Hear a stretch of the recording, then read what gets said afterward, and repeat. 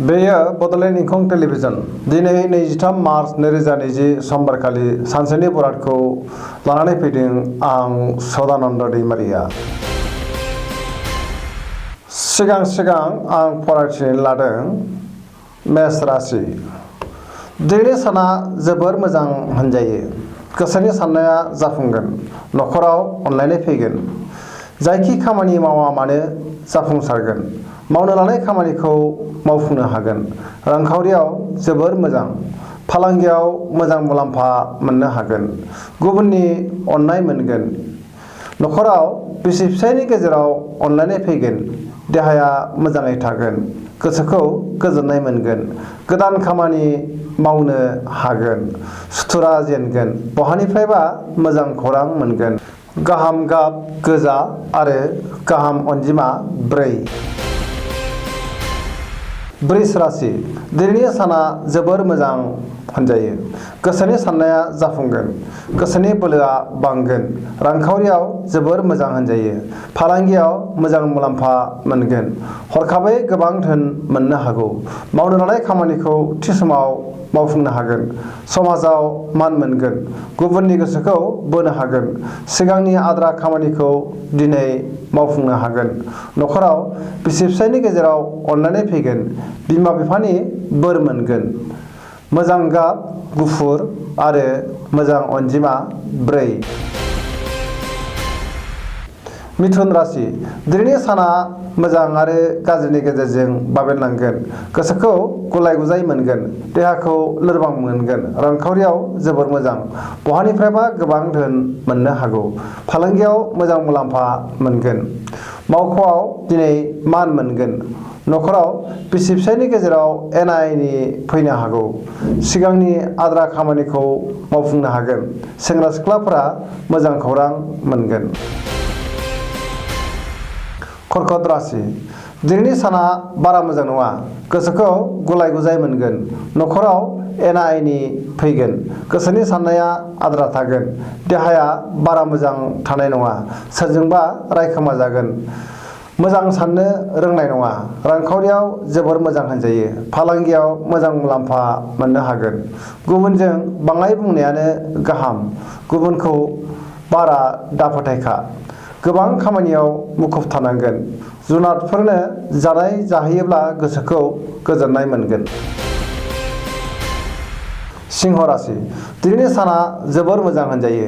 बहानिफ्रायबा गोबां धोन मोननो हागौ। देहाया मोजां होनजायो। रांखावरियाव जोबोर मोजां। फालांगियाव मोजां मुलाम्फा मोनगोन। गोसोनि बोलोआ बांगोन। गोदान सुबुंजों मोजां सोमोन्दो लाखिनो हागोन। फरायसाफोरनि थाखाय दिनै जोबोर मोजां होनजायो। मोजां साननो रोंगोन। न'खराव अनलायनाय फैगोन। गोसोनि साननाया जाफुंगोन। गुबुननि हेफाजाब मोनगोन। समाजाव मान मोनगोन। मोजां गाब गोमो आरो मोजां अनजिमा 4। कन्या राशि। दिनैनि साना जोबोर मोजां। गोसोखौ गोजोननाय मोनगोन। रांखावरियाव जोबोर मोजां। फालांगियाव मोजां मुलाम्फा मोननो हागोन। अदेबानि खरसायाबो बांगोन। न'खराव अनलायनाय फैगोन। सिगाङाव सोरजोंबा एना एनि दंमोनब्ला दिनै बे एना एनिया जोबलांगोन। बिमा बिफानि बोर मोनगोन। गोदान खामानिखौ दिनै मावजेननो हागोन। गुबुनखौ हेफाजाब होनो हागोन। देहाया मोजाङै थागोन। तुला राशि। दिनैनि साना जोबोर मोजां। गोसोखौ गोजोननाय मोनगोन। गोसोनि बोलोआ बांगोन। मोजां साननो रोंगोन। सिगांनि दाहारा दिनै जोबगोन। समाजाव मान मोनगोन। न'खराव बिसि फिसायनि गेजेराव अनलायनाय फैगोन। गुबुन लोगोफोरनिफ्राय अनसायनाय मोनगोन। सिगांनि आद्रा खामानिखौ मावफुंनो हागोन। बहानिफ्रायबा गोबां धोन मोनगोन। रांखावरियाव जोबोर मोजां होनजायो। फालांगियाव मोजां मुलाम्फा मोननो हागोन। बहानिफ्रायबा मोजां खौरां मोनगोन। दिनैनि मोजां गाब गोजा आरो मोजां अनजिमा 4। वृश्चिक राशि। दिनैनि साना बारा मोजां नङा। गोसोखौ गुलाय गुजाय मोनगोन। सोरनिबा सायाव रागा जोंफ्लांगोन। गोसोनि साननाया जाफुंनाय नङा। रांखावरियाव मोजां नङा। आयनिख्रुइ खरसाया बांसिन जागोन। फालांगियाव मोजां नङा होनजायो। खहा जानायनि सम्भाबना दङ। देहाया मेंनाय मोनगोन, गोसोखौ लोरबां मोनगोन, गोबां खामानियाव मुखुब थानांगोन, न'खराव एना-एनि फैनो हागौ, गोसोखौ हमथानाया गाहाम। बबेबा मन्दिराव फुजा होयोब्ला गोसोखौ गोजोननाय मोनगोन। मोजां गाब गोथां एबा सोमखोर। मोजां अनजिमा 2। धनु राशि दिनैनि साना जोबोर मोजां होनजायो। गोसोखौ गोजोननाय मोनगोन, न'खराव अनलायनाय फैगोन, बिमा-बिफानि बोर मोनगोन, गोसोनि साननाया जाफुंगोन, गोबां धोन मोननायनि आसा दङ। सिगांनि आद्रा खामानिखौ दिनै मावफुंनो हागोन। रांखावरियाव जोबोर मोजां होनजायो। फालांगियाव मोजां मुलाम्फा मोननो हागोन। गोबां खामानियाव मुखुब थानांगोन। देहाया मेंनाय मोनगोन।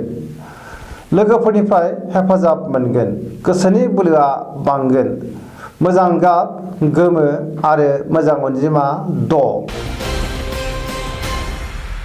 मकर राशि दिनैनि साना बारा मोजां नङा होनजायो। गोसोखौ गुलाय-गुजाय मोनगोन। आयनिख्रुइ खरसाया बांसिन जागोन। रांखावरियाव मोजां नङा होनजायो। फालांगियाव मोजां। मावनो लानाय खामानिखौ मावफुंनो हागोन।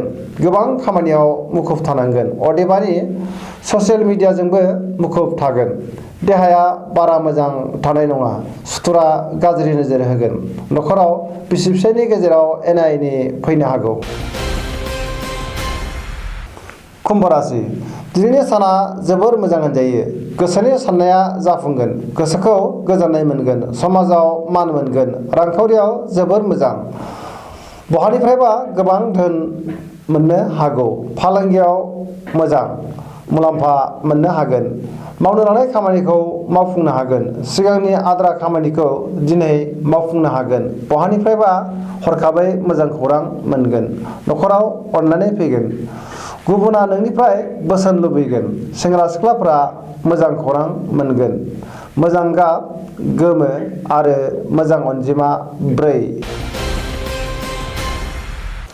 मीन राशि दिनैनि साना जोबोर मोजां। गोसोखौ गोजोननाय मोनगोन। रांखावरियाव जोबोर मोजां होनजायो। फालांगियाव मोजां मुलाम्फा मोनगोन। न'खराव बिसि-फिसायनि गेजेराव अनलायनाय फैगोन।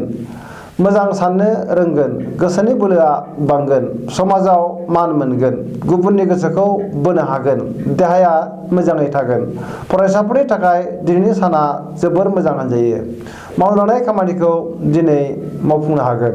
सेंग्रा-सिख्लाफोरा बहानिफ्रायबा मोजां खौरां मोनगोन। लोगोफोरनिफ्राय हेफाजाब मोनगोन। दिनैनि राशि फरायथिनाया एसेनोसै।